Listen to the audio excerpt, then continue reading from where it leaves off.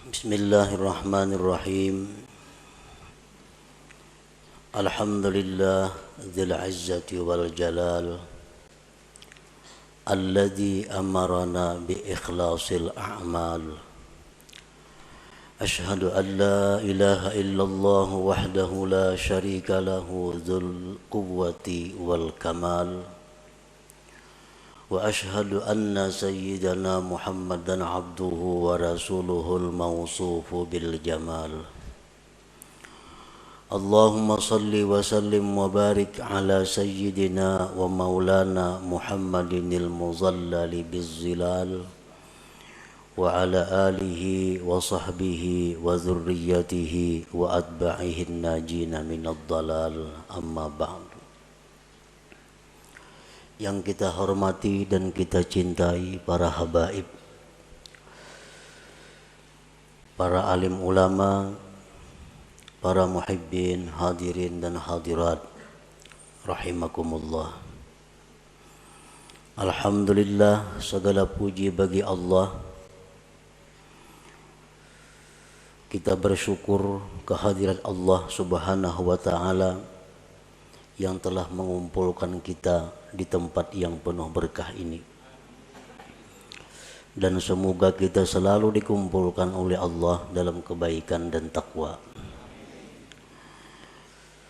Salawat dan salam kita haturkan kepada junjungan kita Nabi besar Muhammad sallallahu alaihi wasallam dan kepada seluruh keluarga, para sahabat, zuriat dan pengikut beliau. Para muhibbin rahimakumullah, al-hikmatul ashirah minal hikamil ataiyah. Qala al-Imam Ahmad bin Athaillah As-Sakandari rahimahullah wa nafa'ana bi ulumi. Hikmah yang ke-10 daripada al-hikamil ataiyah. Berkata al-Imam Ahmad bin Athaillah As-Sakandari rahimahullah, al-a'malu suwarun qa'imah wa arwahuha wujudu sirril ikhlasi fiha. Bermula amal-amal adalah rupa-rupa yang berdiri, dan roh-roh itu amal adanya sirrul ikhlas pada amal itu. Para muhibbin rahimakumullah, dimaksud dengan apa yang disebutkan oleh Al-Imam Ahmad ibnu Athaillah tadi adalah al-a'malul jismaniyatu wal qalbiyatu ajsadun.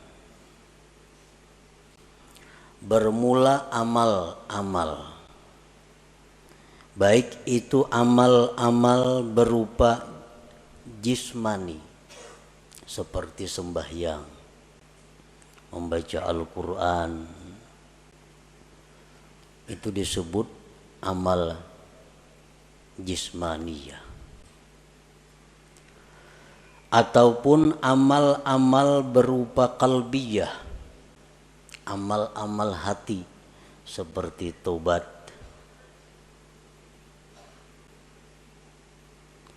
Ajsadun, amal-amal itu seperti jasad, seperti tubuh.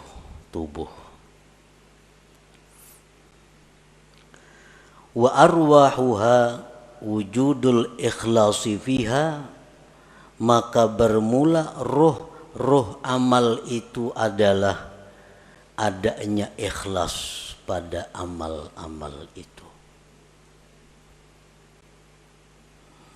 Fal ajsadu bila arwah sakitatun mayitatun. Bermula jasad dengan tidak ada rohnya, maka itu akan jatuh gugur dan mati. Wa kadzalikal a'mal, demikian pula amal-amal la qiyamalaha, tidak ada tegak dengannya illa biwujudil ikhlasi fiha, melainkan dengan adanya ikhlas pada amal-amal itu. Nah, para muhibbin rahimakumullah, Imam Ahmad ibnu Athaillah mencontohkan amal perbuatan kita ini, baik yang jismani atau yang rohani, itu seperti tubuh, seperti jasad. Sedangkan rohnya adalah ikhlas. Artinya bahwa amal yang kita lakukan itu kalau tidak ikhlas berarti tidak punya roh. Jasad yang tidak punya roh itu akan dikubur, akan tidak bisa dimanfaatkan. Nah, demikian pula amal ibadah kita yang tidak ada ruhnya, tidak ada ikhlasnya, akan tersia-sia, tidak diterima di sisi Allah Subhanahu wa ta'ala.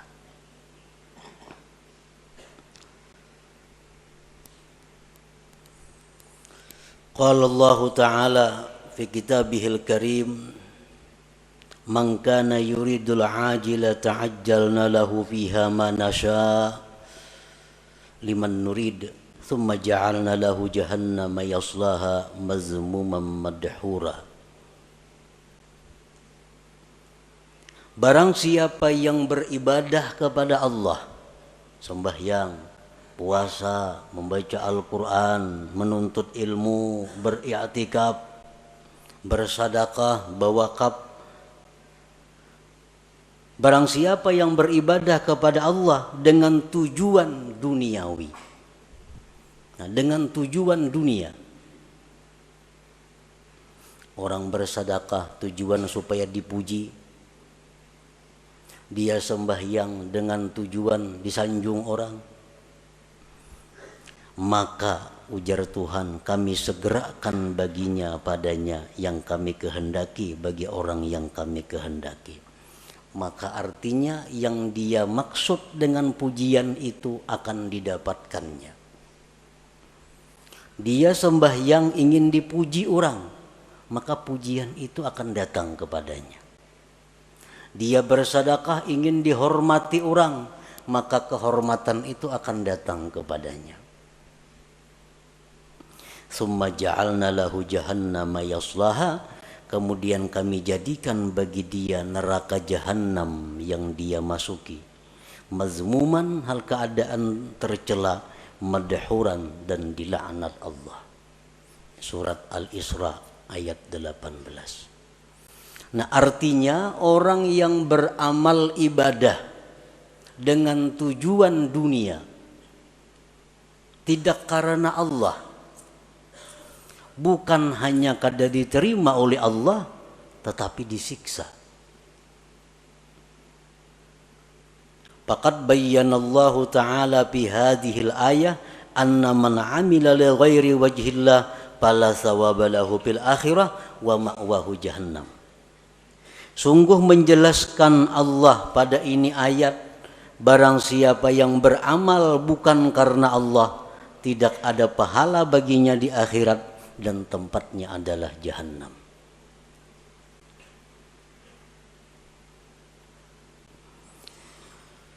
Para muhibbin rahimakumullah, Rasulullah sallallahu alaihi wasallam bersabda, innal abda la ya'malu a'malan hasanah fatas'adul malaikatu fi suhufin muhtatamah fatulqa baina yadayillahi ta'ala fayaqulu alqu hadhihi as-sahifah fa innahu lam yurad bima fiha wajhi. Yang artinya, sesungguhnya seorang hamba beramal-amal kebaikan, sembahyang, puasa, zakat, sedekah, haji, umrah, dan sebagainya. Maka naiklah malaikat membawa buku-buku catatan amal tersebut, kemudian diserahkan kepada Allah Subhanahu wa ta'ala. Maka Allah berfirman, lemparkan ini catatan amal, bahwasanya dia tidak dikehendaki dengan yang ada pada catatan itu akan zatku, ujar Tuhan. Artinya buang itu amalan, karena inya beramal itu bukan karena aku. Waqala Rasulullah sallallahu alaihi wasallam, idza kana akhiruz zaman sarat ummati thalasa firaq, firqatun ya'buduna Allah khalisa, wa firqatun ya'buduna Allah riya'a, wa firqatun ya'buduna Allah liyastakilu bihin nas. Fayaqulu Allahu azza wa jalla lil mukhlisin idhabu ilal jannah, wa yaqulu lil akharin idhabu bihim ilan nar. Apabila akhir zaman, ujar Rasulullah, jadilah umatku itu 3 kelompok, 3 golongan. Satu golongan yang beribadah kepada Allah ikhlas. Golongan yang lain ada yang beribadah riya, mengharapkan sesuatu dari makhluk, baik itu materi atau pujian. Satu golongan yang beribadah kepada Allah untuk mencari makan dengan manusia. Allah berfirman pada hari kiamat, bagi orang-orang yang ikhlas, masuklah kalian ke dalam surga. Dan Allah berfirman bagi yang lainnya, pergilah dengan mereka itu ke dalam api neraka. Para muhibbin rahimakumullah. Dengan dalil-dalil ini jelas bahwasanya ikhlas itu adalah satu kewajiban yang mesti ada dalam setiap amal ibadah. Tanpa ikhlas, amal ibadah itu tersia-sia dan kita pun akan disiksa oleh Allah Subhanahu wa ta'ala. Nah, para muhibbin rahimakumullah, dengan demikian kita wajib belajar apa itu ikhlas. Dan kita wajib berusaha untuk bisa mendapatkan ikhlas itu, agar kita menjadi orang yang selamat di akhirat nanti. Nah, berbagai macam pendapat para ulama tentang ikhlas itu apa. Satu syekh mengatakan ikhlas itu ini. Ada lagi imam ini mengatakan ikhlas itu macam ini. Ada lagi seorang guru menyatakan ikhlas itu macam ini. Nah, kita ambil dari sekian banyak pendapat tentang ikhlas itu satu pendapat daripada para imam-imam itu. Al-ikhlasu ala salasi darajat. Ikhlas itu 3 tingkat. 3 tingkatan. Yang pertama disebut darajatil awam. Ikhlas tingkatan orang awam. Ini ikhlas sudah ada punya harga di sisi Allah, walaupun murah daripada tingkatan yang berikutnya, tapi sudah dihargai oleh Allah. Kita beribadah sembahyang, kita pakai ikhlas orang awam, itu sudah berharga, cuma harganya lebih murah dibanding ikhlas tingkatan-tingkatan yang berikutnya. Nah, ikhlas orang awam ini artinya adalah ifradul haq bi kasdil ibadah ma'a talabil huzuzid dunyawiyyati wal ukhrawiyyah ka hifzil badan wal mal wa sa'atir rizq wa dukhulil jannah wan najati minan nar. Ikhlasnya orang awam itu adalah mengesahkan Tuhan pada tujuan ibadah. Memang inya beribadah itu tujuannya adalah semata-mata karena Allah, tidak ada karena yang lain. Nah, inya sembahyang karena Allah. Tetapi beserta meminta, menuntut bahagian-bahagian duniawi dan ukhrawi. Inya sembahyang karena Allah. Di samping itu, mudahan diluaskan Allah rezeki. Mudahan dipeliharakan Allah harta nang ada. Mudahan mati masuk ke surga. Mudahan terhindar daripada api neraka contohnya. Nah, ini sudah ikhlas untuk golongan orang-orang awam. Inya bazakatunya karena disuruh Allah, perintah Allah. Tetapi inya ada minta kepada Allah. Dengan bazakat ini dia minta kepada Allah agar hartanya bertambah, hartanya terpelihara, hidupnya selamat dunia dan akhirat. Nah, ini ikhlasnya orang awam. Beribadah semata-mata hanya karena Allah, tetapi ada minta macam-macam dengan Allah. Baik itu urusan duniawi atau ukhrawi. Nah, ini sudah masuk ikhlas. Walaupun ikhlas yang paling rendah. Kita membaca surat Waqiah umpamanya. Membaca surah Waqiah karena Allah. Tapi ada harapan, mudah-mudahan diluaskan Tuhan rezeki. Nah, itu ikhlas ngarannya. Tapi ikhlas tingkatan orang awam. Inya membaca surat Tabarak, suratul Muluk karena Allah. Tapi mudah-mudahan dalam kubur selamat. Nah, ini ikhlas. Tapi derajatnya bukan derajat yang tinggi.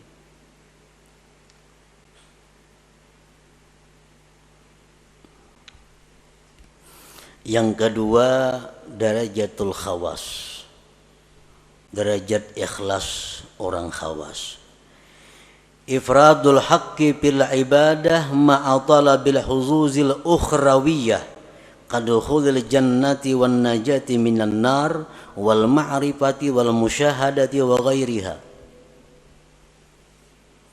Ikhlas tingkatan yang kedua tertinggi ini, talarang Allah menghargai daripada yang pertama tadi. Nah, ikhlas derajat yang kedua ini adalah mengesahkan Allah pada ibadah. Artinya inya beribadah itu semata-mata hanya karena Allah, kada karena yang lain.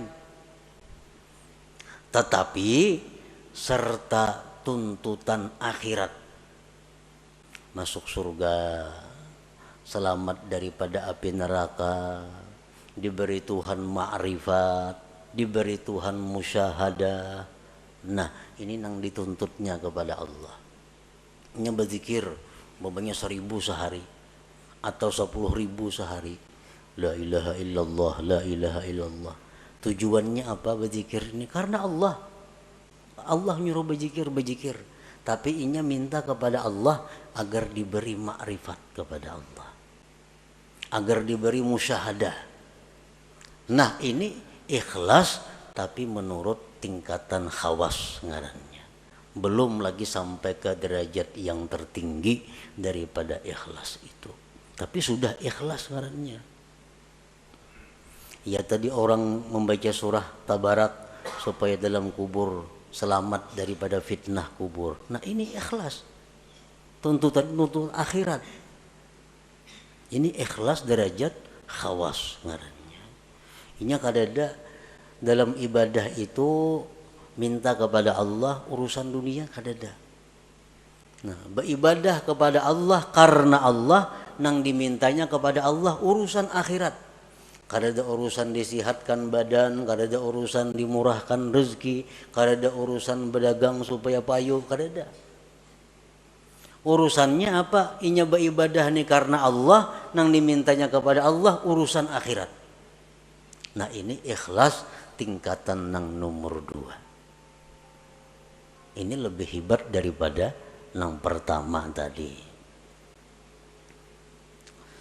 Yang ketiga, darajatul khawasil khawas. Nah, ini derajat yang tertinggi. tahqiqul ubudiyah wal qiyamu bi huquqir rububiyah bil ibadah. Dia beribadah itu semata-mata memantapkan kehambaannya dan mendirikan dengan hak Tuhannya. Aku beribadah ini semata-mata karena Allah dan aku ini adalah hamba Allah, titik. Perkara masuk surga, perkara neraka itu kada tahu urusannya. Nah, inya berzikir karena menjunjung perintah Allah, habis ingat situ. Inya sembahyang, aku semata-mata menjunjung perintah Tuhan karena aku nih hamba, aku mesti sembahyang. Habis ingat situ. Kadada macam-macam lawan Tuhan tuh kehendak permintaan kadada. Nah, inilah derajat ikhlas yang tertinggi itu. Nah, para muhibbin rahimakumullah. Jadi apapun di antara derajat ikhlas yang 3 macam itu apabila ada di dalam amal ibadah kita, maka amal ibadah kita itu sudah hidup, sudah punya roh.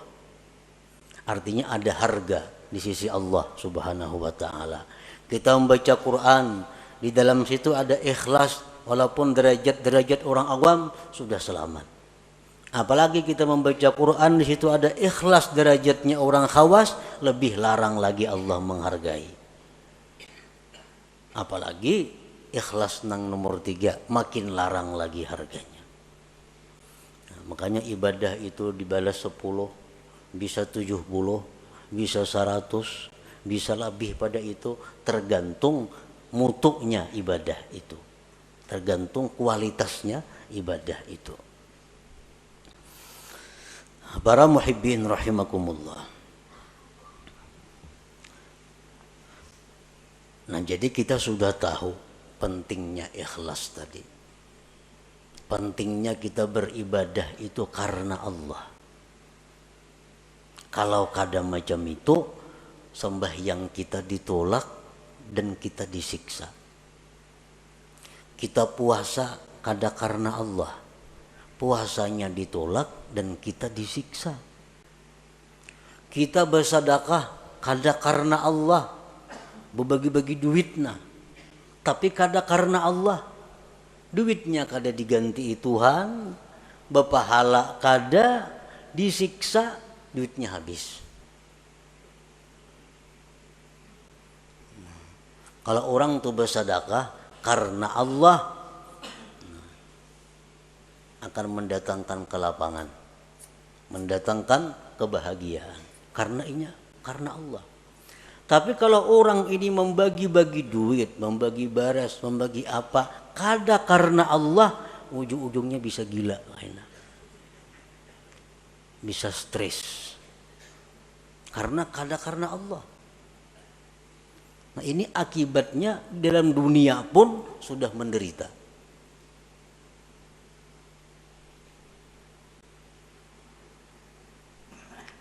Jadi ikhlas ini bukan hanya perkara diterima kada diterima, disiksanya ini yang jadi masalah. Sembahyang nang mestinya jadi ibadah berbalik menjadi maksiat.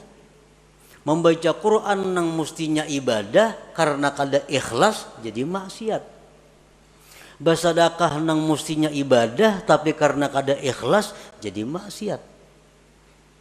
Nah, oleh karena itu kita wajib fardhu ain mempelajari apa itu ikhlas supaya bisa amal itu diterima oleh Allah Subhanahu wa taala.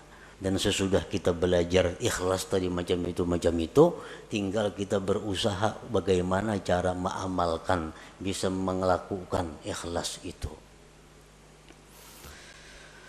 Para muhibbin rahimakumullah. Yuktasabul ikhlas bitadabburil ayati wal akhbar fi targhibil ikhlas wa tarhibir riya. Nah, supaya kawa ikhlas, kita sudah tahu tuh di ikhlas tadi ibadah nang karena Allah, kada ada karena nang lain-lain, itu ikhlas. Tahu sudah kita. Cuma kayak apa supaya kawa, supaya kau menerapkan itu di dalam ibadah kita. Nah, ikhlas itu diusahai pertama dengan merenungi ayat-ayat hadis-hadis yang menggemarkan ikhlas dan menakuti riya. Nah, kita cari, kita renungi Al-Quran, bagaimana memuji orang yang ikhlas.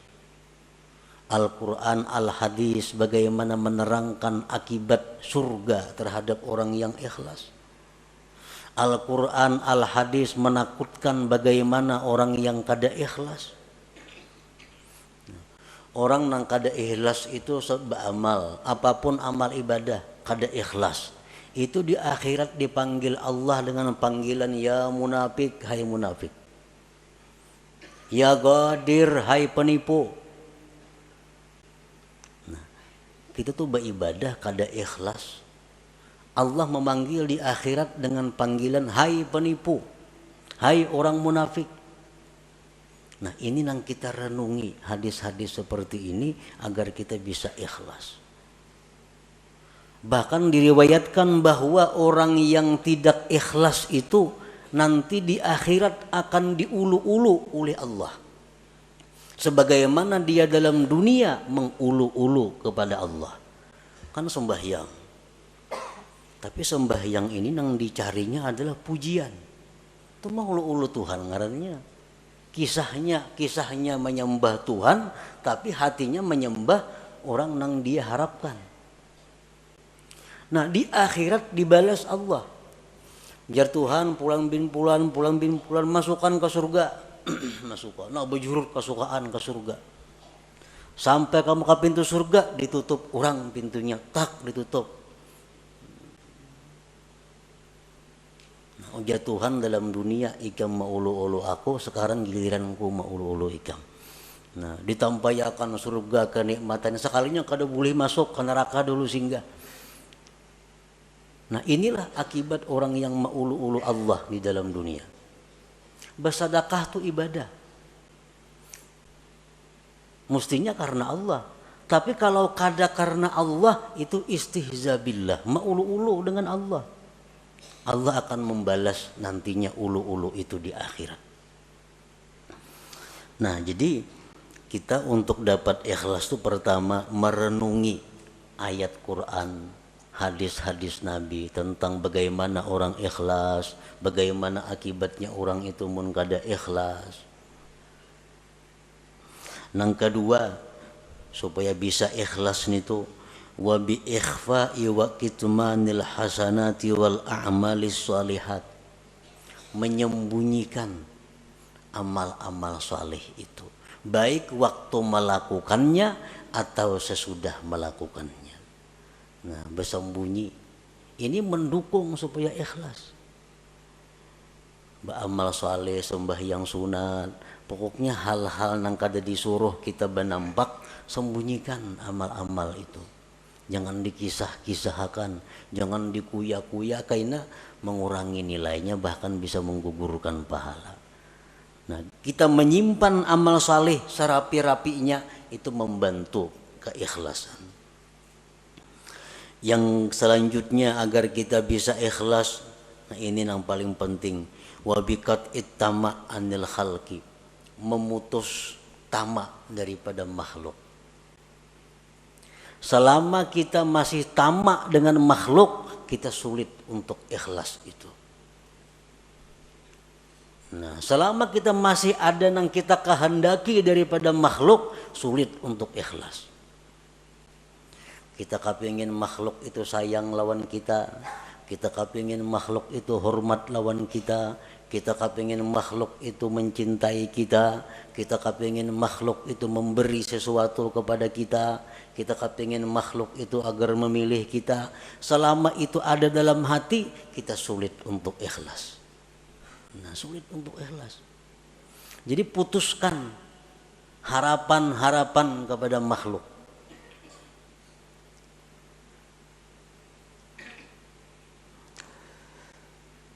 Wa bidawamir riyadhati wal mujahadah, dan juga dengan selalu latihan dan berjuang. Jadi ikhlas ini mesti dilatih dan berjuang. dikisahkan bahwa salah seorang salihin ini sembahyang berpuluh-puluh tahun hanya di saf pertama, sembahyang berjamaah. Saf kedua kada biasa, apalagi masbuk makin kada. Selalu di saf pertama. Suatu hari Sidin ada talambat, padahal sudah 10 tahun lebih selalu di saf pertama sembahyang berjamaah. Suatu hari ada masalah sehingga datang ke masjid masbuk. Lalu ujar Sidin, aku merasa supan masbuk nih, merasa supan karena mahir di saf pertama. Sekarang masbuk aku merasa supan. Nah, begitu merasa supan, lalu Sidin menyimpulkan bahwa yang selama ini aku sembah yang di saf pertama itu adalah riya, bukan karena Allah. Buktinya aku hari ini supan sembahyang masbuk. Lalu ujar Sidin, sembahyang yang sekian puluh tahun tadi aku qadha hari demi hari, aku hari demi hari diqadha. Nah, ini ngarannya adalah riyadhah wal mujahadah. Nah, kita sembahyang ada tadi asa ada riyanya, ulangi sembahyang biasa. Nah, di rumah surangan sampai bujur-bujur murni sembahyang kita. Kita tadi berzikir, kita tadi membaca Quran di tengah orang banyak. Tadi rasanya asa ada riya nih. Kayaknya di kamar buliki sorangan membaca. Nah, ini riyadhah wal mujahadah untuk mendatangkan ikhlas ke dalam diri kita. Nah, kemudian lagi supaya bisa ikhlas itu adalah waddu'a ilallah ayyarzuqahul ikhlas. Lawan Tuhan minta, Allahumma rzuqnil ikhlas bil a'mal. Ya Allah, berikan aku ikhlas pada amal-amal. Ini perlu lawan Tuhan, karena kalau Allah memberi satu mat saja. Allahumma rzuqni al ikhlasa bil a'mal. Ya Allah, aku minta ikhlas pada segala amal. Selanjutnya lagi yang mendatangkan ikhlas adalah suhbatul mukhlisin, bakawan lawan orang-orang ikhlas. Mun bakawan lawan orang nang katuju riya, menjangkit katuju riya juga. Kawani orang-orang nang ikhlas, maka itu akan membawa ikhlas kepada diri kita. Wal iktifa bi ilmillahi ta'ala, dan ikhlas itu juga didatangkan dengan merasa cukup dengan ilmu Allah, merasa cukup dengan tahunya Allah. Aku nih beramal bila Tuhan tahu saya kung cukup dah, yang lain biar kadang tahunya. Nah, ini iktifa bi ilmillah. Bila kita kau macam itu, ikhlas. Aku beribadah kada penting manusia, kada penting orang lain tahu. Bila Allah saya kung tahu cukup sudah. Nah, jadi itu jalan-jalan untuk mendapatkan ikhlas tadi. Nah, para muhibbin rahimakumullah. Qala ba'duhum man 'amila arba'atan biduni arba'atin lam yantafi bi 'amali. Barang siapa yang beramal, berbuat 4 perkara tanpa disertai dengan 4 perkara yang lain, maka dia tidak akan bisa mengambil manfaat dengan amalnya. Yang pertama, al-khaufu biduni hazar. Takut tapi kada waspada. Takut tapi kada menghindar. Ini sia-sia. Takut kepada Allah tapi parak lawan maksiat. Kalau takut kepada Allah itu jauhi maksiat. Bagaimanapun kita takut kepada Allah tapi kada berjauh dengan maksiat, itu kada bermanfaat takutnya itu. Yang kedua, ar-raja biduni talab. Mengharap tapi kada mencari. Mengharap rahmat Allah di bakalumbun di kalambu. Mengharap rahmat Allah itu baudo, sembahyang, ambil tasbih, berzikir. Nah, ayo mengharap rahmat Allah. Kalau mengharap tapi kada mencari, maka mengharap itu sia-sia. Yang ketiga, al-istighfar bidurin nadam. Minta ampun tapi kada menyesal. Astagfirullah, astagfirullah, astagfirullah, astagfirullah, astagfirullah. Tapi dalam hati kada ada penyesalan berbuat dosa. Istighfarnya sia-sia. Mestinya kita mengucap astagfirullah itu di dalam hati ada menyesal terhadap dosa yang dilakukan. Astagfirullahaladzim, kan artinya aku minta ampun kepada Allah. Astagfirullah, aku minta ampun kepada Allah. Mesti ada sesal di dalam hati. Nah yang keempat, al-amal biduni ikhlas. Beramal tapi kada ikhlas, kada ada harganya juga. Lam yantafi bi amali, kada bermanfaat dengan amalnya. Jadi kalau kita hendak melakukan ibadah, mantapakan dulu nih, karena Allah atau kada. Bila kada karena Allah, hadangi dulu. Jangan terburu-buru, jangan tagasak-gasak, jangan umpatan. Jangan umpatan, beribadah kada sah umpatan itu. Ibadah itu mesti berdasarkan ilmu. Jadi orang ada menyumbang 100.000, 200.000, 300.000, seorang giliran seorang 1,5 juta. Nah, umpatan kepengaruh mestinya jangan. Nah, ikhlasakan dahulu bujur-bujur. Bila sudah ada ikhlas, sudah karena Allah, nah hanya kita surung amal ibadah itu. Kita lakukan amal ibadah itu. Kada kawa umpatan beribadah. Nah ngapa kau bujurakan dahulu niat kita supaya ikhlas. Qala Syaqiq rahimahullah, husnul amal fi salasati asya. Baiknya amal itu pada 3 perbuatan, pada 3 sesuatu. Allah itu baik, Allah kada menerima kecuali yang baik. Allah itu kada menerima amal kecuali amal yang baik. Amal yang baik itu macam apa? Awwaluha ayyaral amala minallahi ta'ala linafyil ujub. Yang pertama yang perlu bagi orang yang beramal itu bahwa dia melihat bahwa amal itu adalah dari Allah. Aku ni kawa sembahyang, aku ni kawa puasa, aku ni kawa naik haji, aku ni kawa bersedekah, itu adalah anugerah dari Allah. Bukan karena kepintaranku, bukan karena kekuatanku, bukan karena kehebatanku.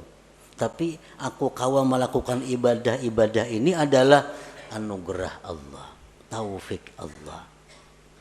Itu yang perlu supaya jangan ujub kita. Nah yang kedua, ayyurida bihi ridallah likasril hawa, bahwa dia beramal itu menghendaki keridaan Allah, bukan untuk kesenangan diri sendiri. Beramal, beribadah itu yang kita cari itu adalah kesenangan Tuhan. Bukan ibadah nang pas lawan kehendak nafsu. Ini ada ibadah itu nang pas lawan kehendak nafsu. Nah itu bukan itu yang kita cari. Kita cari itu ibadah nang pas dengan keridhaan Allah. Kayak orang sembahyang rajin di masjid-masjid tuh.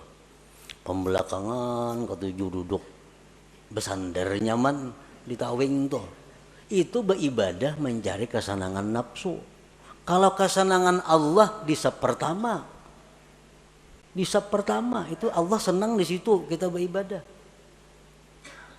Ini kada pembelakangan di muhara lawang supaya angin nyaman. Nah ini orang beribadah untuk kesenangan nafsunya.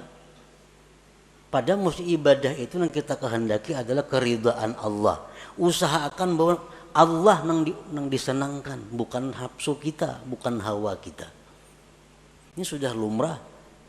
Ibadah tuh kalau pas nang lawan nafsu katujuh aja menggawi kita. Tapi kalau ibadah nang kada cucuk lawan nafsu, nah ini berat. Padahal ibadah itu kita kehendaki adalah keridhaan Allah, bukan keridhaan nafsu kita. As-salis yang ketiga, ayyabtagiyas sawab minallah bahwa dia mencari pahala itu dari Allah. Linafir riya, untuk menolak riya. Kita beribadah mencari balasan itu lawan Allah, nah, supaya jangan riya. Bila mencari balasan lawan makhluk, nah itu riya ngarannya. Bila riya, ibadah kada diterima dan kita bakal disiksa. Kita minta kepada Allah bahwa dengan ibadah ini, kita ibadah ini melakukannya karena Allah, dan kita minta supaya kita jadi orang yang mulia. Nah ayuha, tapi yang diminta asal Allah. Kita beribadah membaca Quran karena Allah, dan mudah-mudahan Allah buka pintu rezeki seluas-luasnya, boleh aja karena kita minta kepada Allah. Nah kita beribadah kepada Allah sambil mengharap agar makhluk-makhluknya mencintai aku. Ayo kada Bapak, asal yang diminta kepada Allah. Nah kalau kita beribadah untuk cari perhatian kepada makhluk, nah ini Allah nang marah. Ini Allah nang marah. Kita beribadah supaya inya hormat kena lawan aku. Nah inya kita beribadah supaya kena inya memperhatikan lawan aku. Makhluk nih. Nah ini nang dimaksud nang kada boleh itu. Bahwa ibadah kita ini tapi tujuannya adalah kepada makhluk Allah. Nah bila ibadah yang demikian itu ada pada kita, maka ibadah itu macam orang mati. Arti orang mati apa? Dipatak, dikubur, tidak bisa dimanfaatkan apa-apa. Nah ibadah yang ikhlas itu adalah ibadah laksana jasad yang punya roh. Jasad yang punya roh adalah jasad yang bergerak, yang bermanfaat. Nah ibadah yang punya roh ikhlas adalah ibadah yang bisa kita ambil manfaat baik di dunia dan di akhirat. Nah kemudian hikmah yang ke-11. Ila hadratin Nabi sallallahu alaihi wasallam al-Fatihah. Iyyaka na'budu wa iyyaka nasta'in ihdinas siratal mustaqim. Siratal ladzina an'amta 'alaihim. Ya Allah biha, ya Allah biha, ya Allah bihusnil khatimah, ya Allah biha, ya Allah biha, ya Allah bihusnil khatimah, ya Allah biha, ya Allah biha, ya Allah bihusnil khatimah. فيا أيها الرجل منه شفاعة صلوا عليه وسلموا تسليما.